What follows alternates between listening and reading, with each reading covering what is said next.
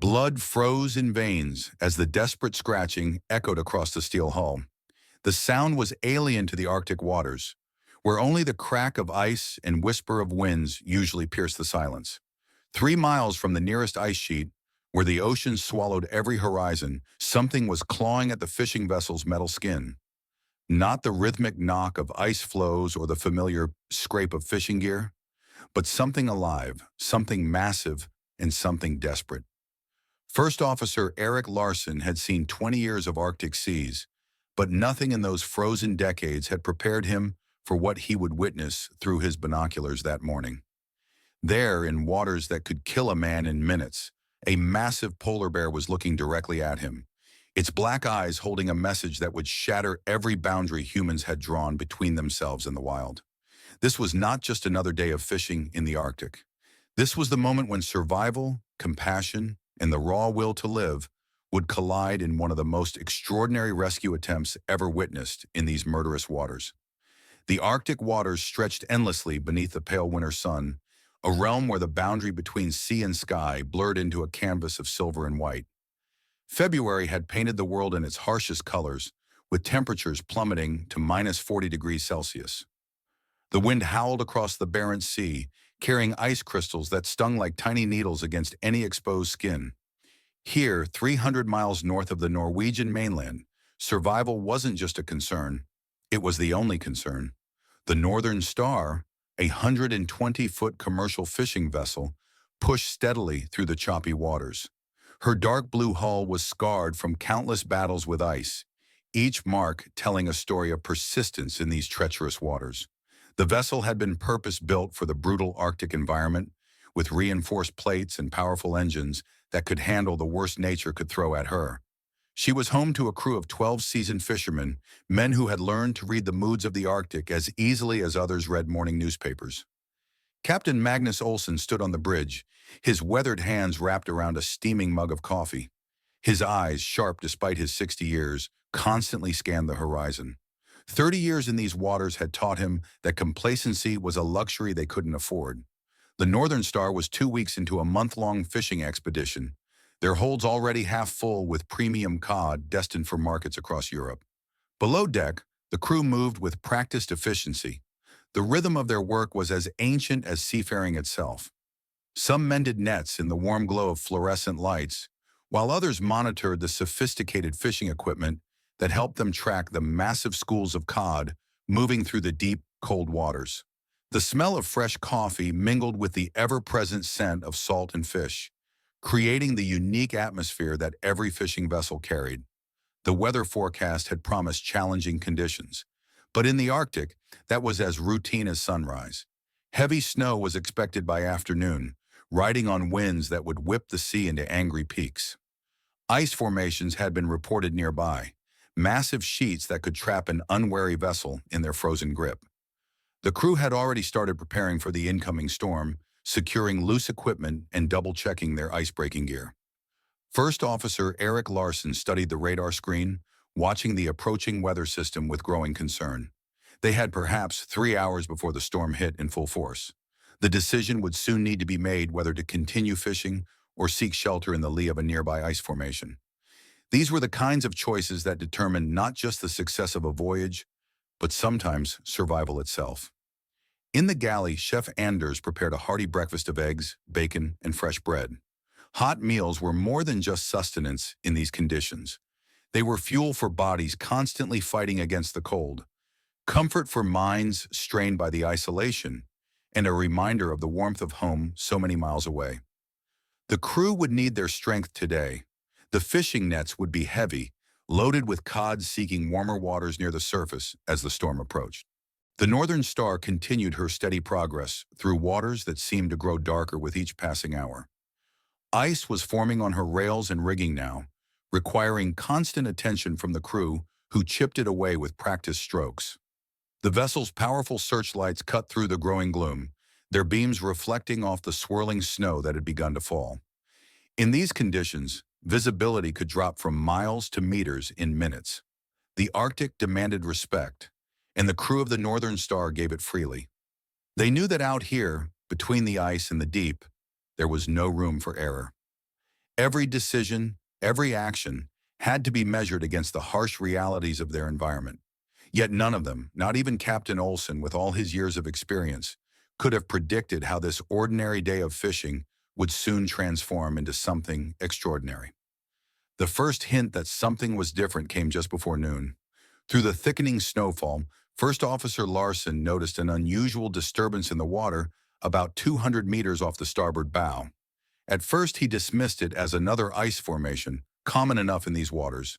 But there was something about the movement that didn't match the usual patterns of floating ice. Reaching for his binoculars, Larsen steadied himself against the bridge console. The wind had picked up considerably, making the simple act of focusing the lenses a challenge. As he adjusted the focus, his breath caught in his throat. There, amid the churning waves, a massive white head broke the surface. The distinctive profile was unmistakable. A polar bear, swimming steadily through waters that should have been frozen solid this time of year. Larsen immediately called Captain Olsen to the bridge. Within moments, both men stood watching the magnificent creature through their binoculars. The bear was enormous, likely a male, with fur that appeared darker than usual from the water. What struck them most was not just its presence so far from any visible ice, but its swimming pattern. The bear wasn't moving randomly. It was deliberately making its way toward the northern star. Word spread quickly through the vessel. Crew members appeared on deck, their work momentarily forgotten as they watched the scene unfold. Some had never seen a polar bear this close before, while others, veterans of Arctic waters, noted something unusual about its behavior. The bear's movements showed signs of fatigue. Its powerful strokes through the water seemed labored, and it kept its head raised higher than normal, as if desperately trying to keep sight of the vessel. Chef Anders, who had spent time studying Arctic wildlife before becoming a seaman, pointed out the bear's breathing pattern. "Look at how heavily it's panting," he observed, concern evident in his voice. "These bears are incredible swimmers, but something's not right. It's showing signs of exhaustion." The crew watched as the bear occasionally submerged completely, only to resurface with increasingly obvious effort. The distance between the bear and the vessel was closing. Now only 100 meters separated them, and the creature's distress became more apparent. Its movements were becoming erratic, each stroke seemingly more difficult than the last. The freezing water, deadly cold even for a polar bear, was clearly taking its toll. These magnificent predators were built for swimming, but nature had intended them to do so among ice floes, not in open water miles from the nearest solid surface. Captain Olsen ordered the engines to idle. The sudden quiet made the bear's labored breathing audible across the water, a sound that sent chills through even the most hardened crew members. Through the falling snow, they could now see the bear's eyes, dark and intelligent, fixed firmly on their vessel. There was something in that gaze that transcended the natural barriers between species. It was a look of desperation, of a creature fighting for survival. The wind continued to intensify, driving waves against the bear's massive body. Each time it disappeared beneath a wave, the crew held their collective breath until the white head reappeared. The bear was now swimming in circles near the vessel, occasionally lifting its head higher, as if trying to find a way to reach the safety of the ship. Its movements were becoming noticeably slower, the power in its strokes diminishing with each passing minute. One of the younger crew members, Thomas, broke the tense silence. "It's asking for help," he said quietly, voicing what many were thinking but hadn't dared to say. The idea seemed impossible. Polar bears were apex predators, creatures that inspired fear and awe, not sympathy. Yet here was one of the Arctic's most formidable hunters, displaying behavior that defied everything they knew about these solitary beings. The bear made another circle around the vessel, closer this time. They could see its muscles trembling with exhaustion beneath the wet fur. Ice was beginning to form on its exposed face, a deadly reminder of the killing cold that surrounded them all. The creature's eyes never left the vessel, and in those dark orbs, the crew saw something that would haunt them forever. It was a conscious, deliberate plea for assistance from a being they had always seen as unreachable. Captain Olsen stood silently on the bridge, watching this unprecedented scene unfold. In all his years at sea, he had never faced a situation quite like this. The bear's condition was deteriorating rapidly, and soon, without intervention, the freezing water would claim another victim. The captain knew they were about to cross a line that few had ever approached. The question was no longer whether they should help, but how they could save a creature that would normally be considered one of the most dangerous predators on Earth. Time seemed to stand still on the Northern Star as the polar bear's behavior became increasingly desperate. The massive creature had established a pattern now, circling the vessel with determined purpose. Each lap brought it closer to the hull, its movements showing a level of intelligence that left the crew in awe. The bear was no longer just swimming, it was communicating. The first physical contact came with a sound that reverberated through the entire vessel.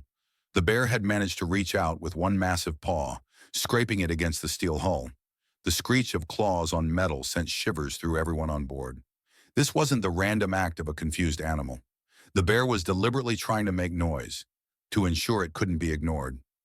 Chief Engineer Marcus, who had spent decades observing Arctic wildlife, noted the sophistication of the bear's attempts to communicate. "Look at the timing," he pointed out to his fellow crew members. "It waits until it's alongside the bridge before making the loudest noises. It knows that's where the humans are."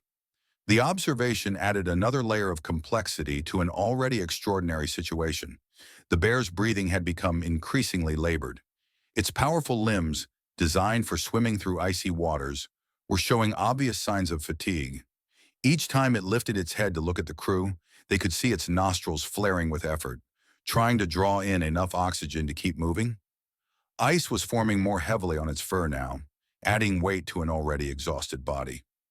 Several crew members had brought out their phones, recording this unprecedented encounter. Through their zoomed lenses, they could see details that made the situation even more heart-wrenching.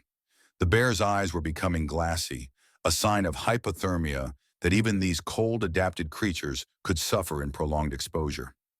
Its movements, while still determined, had lost the fluid grace that characterized these magnificent swimmers.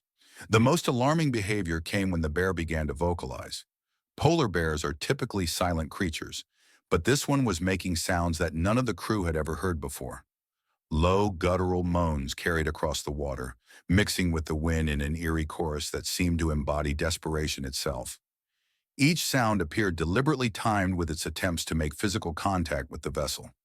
Chef Anders, still watching from his position near the stern, noticed something that increased the crew's already considerable concern. "The bear's having trouble keeping its head above water," he called out. Indeed, the creature's attempts to maintain its position were becoming more frantic. Its powerful neck muscles, visible even through the wet fur, were trembling with fatigue. The entire crew had abandoned any pretense of continuing their normal duties. They stood at various points along the rail, maintaining a respectful distance but unable to tear their eyes away from the unfolding drama. Some had worked these waters for decades, yet none had witnessed anything like this. The bear's behavior was challenging everything they thought they knew about these solitary predators. More concerning was the deteriorating weather. The wind had strengthened considerably, whipping up waves that repeatedly submerged the struggling bear. Each time it disappeared beneath the surface, it took longer to reappear.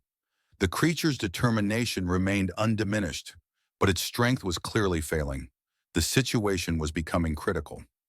First Officer Larsen maintained a running commentary on the bear's condition, noting every sign of increasing distress. The animal's pupils were dilated, its movements becoming less coordinated. Most alarming was the slight blue tinge visible on its tongue when it opened its mouth to breathe. Even with their natural adaptations to cold, polar bears could succumb to hypothermia in water this frigid. The bear made another attempt to reach the vessel, its massive paw stretching toward the hull. This time the movement was noticeably weaker. The claws barely made contact with the steel, producing only a faint scratch instead of the earlier commanding screech. The sound seemed to symbolize the creature's fading strength, a reality that wasn't lost on anyone watching. Captain Olsen had remained silent throughout most of the encounter, but his expression grew grimmer with each passing minute. The bear's behavior had moved beyond interesting or unusual. It had become a clear cry for help, one that was becoming more urgent with each labored stroke. The crew could see their captain's internal struggle reflected in his furrowed brow. Every instinct developed over decades at sea was being challenged by what they were witnessing. The bear's last attempt to gain attention was perhaps the most affecting. It managed to lift itself slightly higher in the water, making direct eye contact with the crew members nearest to it. In that moment, the usual barriers between human and wild animal seemed to dissolve. Those eyes held a clear message that transcended species. It was a conscious, deliberate plea for help from a being that should never have needed to ask. Captain Olson called an emergency meeting on the bridge, his voice carrying the weight of the unprecedented decision they faced.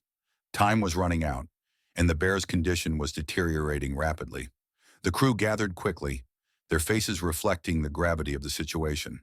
Experience had taught them the dangers of polar bears, yet here they were, contemplating a rescue that went against every safety protocol. First Officer Larsen laid out the risk bluntly. A polar bear can kill a person with a single blow. Even in its weakened state, it remains one of the most dangerous predators on Earth. He paused, looking at each crew member. If we do this, everyone needs to understand the risks they're taking. The crew nodded solemnly, their eyes frequently darting to the windows where they could still see the bear struggling against the waves. Chief Engineer Marcus spoke up about the technical challenges. The rescue vessel, designed for human recovery operations, would be dangerously small compared to their intended passenger. He quickly began calculating load capacities and stability factors, knowing that their usual rescue procedures would need significant modification. The bear's weight alone, estimated at over 1,000 pounds, would push their equipment to its limits. The ship's doctor, Sarah Henderson, contributed her own concerns. The bear is showing clear signs of hypothermia and exhaustion. When we bring it aboard, it might be too weak to move, or worse, it might panic. She began assembling medical supplies, though treating a polar bear was far beyond her usual duties. Her main focus was preparing for potential human injuries, while also gathering warming equipment that might help the bear. Captain Olson made contact with the Norwegian Maritime Authority, his voice steady as he explained their extraordinary situation. The response was a mixture of disbelief and concern. No protocol existed for rescuing a polar bear at sea. The authorities could offer little guidance beyond warning them of the extreme risks and recording their position in case things went wrong.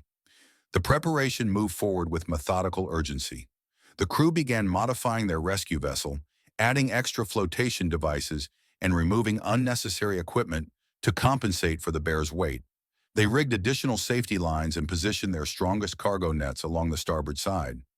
Every piece of equipment was checked and double-checked, knowing that any failure could prove catastrophic. Thomas, the youngest crew member, worked with surprising calm as he helped prepare tranquilizer guns from the ship's emergency wildlife kit.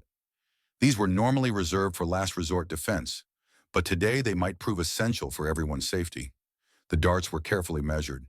Too much sedation could be fatal for an already exhausted animal. Too little could leave them with a conscious and panicked bear on their vessel. Weather conditions continued to deteriorate, adding another layer of complexity to their rescue plan. The wind had picked up significantly, creating waves that would make launching the rescue vessel extremely challenging. Ice was forming more rapidly on every surface, and visibility was decreasing by the minute. They would have only one chance to get this right. The crew distributed emergency gear with practiced efficiency. Each person knew their role in the upcoming operation. Some would manage the rescue vessel's lines, others would handle the hoisting equipment, and a select few would attempt the actual rescue. Every crew member wore bright orange survival suits, protection against both the killing cold and the possibility of ending up in the water themselves.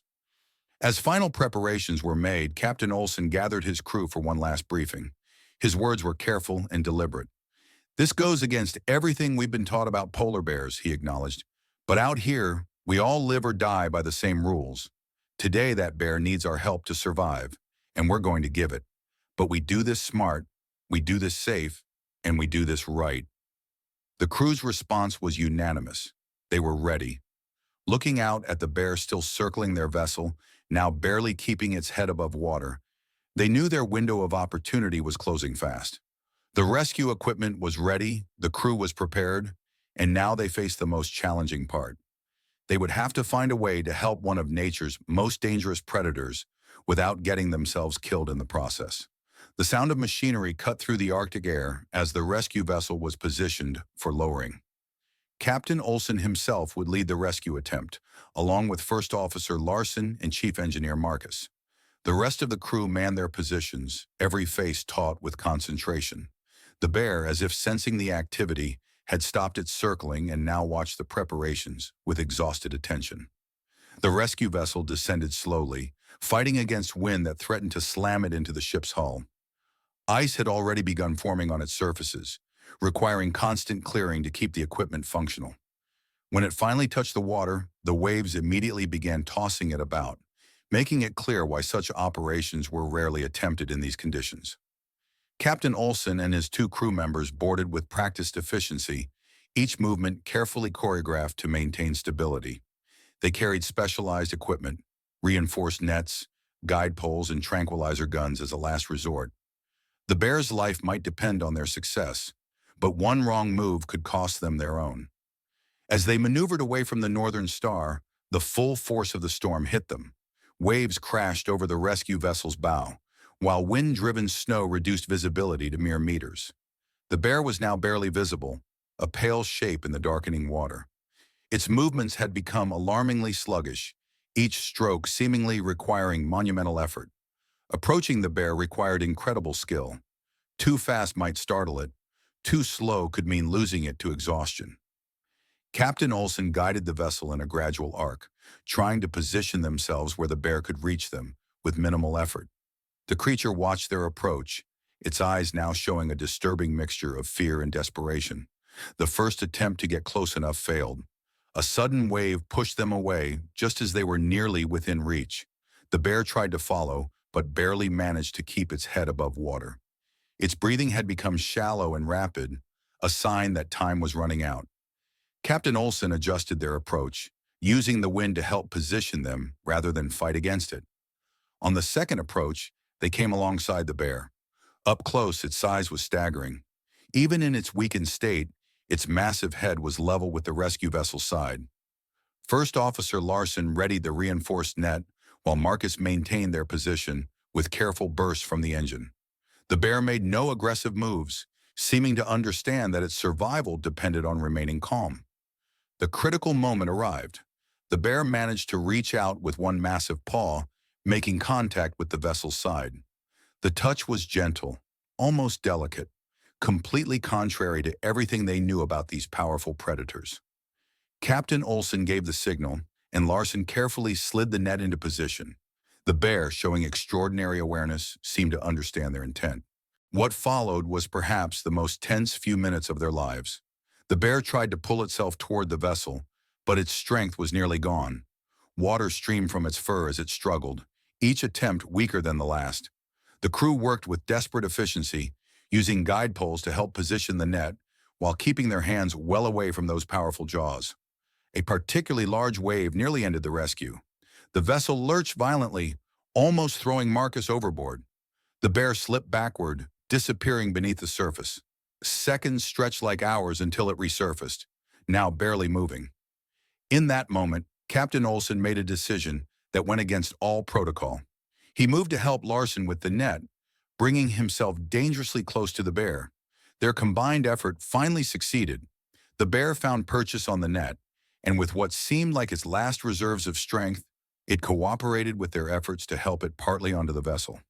The rescue craft tipped precariously under the enormous weight, but Marcus had calculated correctly.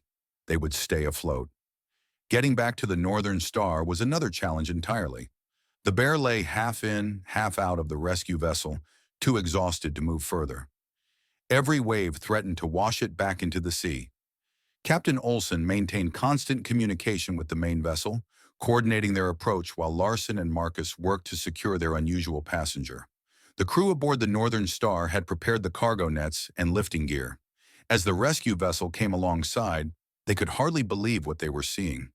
Their captain and crew members were within arm's reach of one of the Arctic's most dangerous predators, yet the bear remained calm, as if understanding that these humans meant it no harm. The final phase of the rescue passed in a blur of coordinated activity. The lifting gear engaged, carefully raising both the rescue vessel and its precious cargo. The bear remained still throughout the process, its eyes now closed, completely spent from its ordeal. When they finally reached the deck, a collective breath of relief passed through the entire crew. They had done the impossible. Once safely aboard, The crew worked quickly to help their unexpected passenger. The bear lay motionless on the deck, its massive body showing the toll of its ordeal. Dr. Henderson carefully monitored its breathing while the crew used thermal blankets to begin the warming process. The beast they had feared their entire lives now seemed surprisingly vulnerable. Captain Olsen immediately set course for the nearest ice sheet, pushing the Northern Star to its maximum safe speed. The bear needed solid ground, and quickly. Throughout the journey, crew members took turns watching over their passenger, maintaining a respectful distance while ensuring it remained stable. Gradually, they noticed small signs of improvement. The bear's breathing became stronger, and occasionally it would open its eyes, regarding its saviors with what seemed like calm awareness. After 2 hours of careful navigation through the storm, they spotted it. A massive ice sheet stretched toward the horizon, offering the solid purchase their passenger desperately needed. As they approached, the bear began showing signs of renewed strength, lifting its head and testing its limbs. The crew prepared for the final phase of their rescue, knowing this moment would be equally delicate. They positioned the Northern Star as close as safely possible to the ice edge. The bear, seeming to sense its chance at freedom, gathered its remaining strength. With surprising grace for its size, it moved toward the edge of the deck. The crew watched in awe as the creature they had saved made its way onto the ice, each step becoming stronger than the last. At a safe distance, the bear turned to face the vessel. For a long moment it stood there, its dark eyes fixed on the humans who had risked everything to save it. In that gaze, the crew saw something that would stay with them forever. There was no aggression, no wild fear, just what seemed like a moment of connection between two species that usually lived in fear of each other. The impact of the experience on the crew was profound. During their remaining weeks at sea, conversations constantly returned to the rescue. They had witnessed something extraordinary, a moment when the usual boundaries between human and wild animal had dissolved in the face of survival. Chef Anders began sketching the scene in his notebook, trying to capture the emotion of those intense hours. For Captain Olsen, the experience sparked a deeper reflection on their role in the Arctic. Climate change had likely contributed to the bear being so far from solid ice, a sobering reminder of how human actions were affecting these magnificent creatures. He began keeping detailed records of ice formations and wildlife sightings, contributing to research on Arctic climate patterns. The younger crew members, especially Thomas, found their perspectives forever altered. The polar bear, traditionally viewed as a deadly threat, had shown them another side of its nature. The intelligence and trust it had displayed challenged everything they had assumed about these creatures. Many began taking courses in wildlife conservation during their time ashore. The story of the rescue spread throughout the maritime community. Other vessels began reporting similar wildlife encounters, though none quite as dramatic. The Northern Star's crew had demonstrated that even in the harshest environment, compassion could bridge the gap between humans and wildlife. Their experience became a testament to the possibility of coexistence, even with one of nature's most formidable predators. Months later, when asked about the rescue, Captain Olsen would simply say, "Out there, between the ice and the deep, we are all creatures of the same Arctic. Sometimes survival means trusting each other, even across the boundaries we think divide us." His words captured the essence of their extraordinary experience, a reminder that in Earth's most extreme environments, the line between human and wild is thinner than we imagine. The crew of the Northern Star returned to their regular fishing duties, but they were changed men. Each time they spotted a polar bear on the ice, they remembered their passenger and the day when survival depended on trust between species. Their experience became more than just a rescue story. It became a symbol of hope, showing that even in the darkest Arctic waters, humanity and wildlife could come together in moments of extraordinary grace. If you were moved by this remarkable rescue story from the Arctic waters, join our community of wildlife enthusiasts and ocean adventurers. Subscribe to our YouTube channel for more incredible encounters between humans and marine life. Every day we bring you authentic, heart-touching stories of heroic rescues, unexpected animal encounters, and the brave men and women who protect our ocean's magnificent creatures. Hit the notification bell to never miss another tale of courage and compassion from the world's most challenging waters. Together, let's celebrate and protect the extraordinary bonds that can form between humans and wildlife in the most unexpected moments.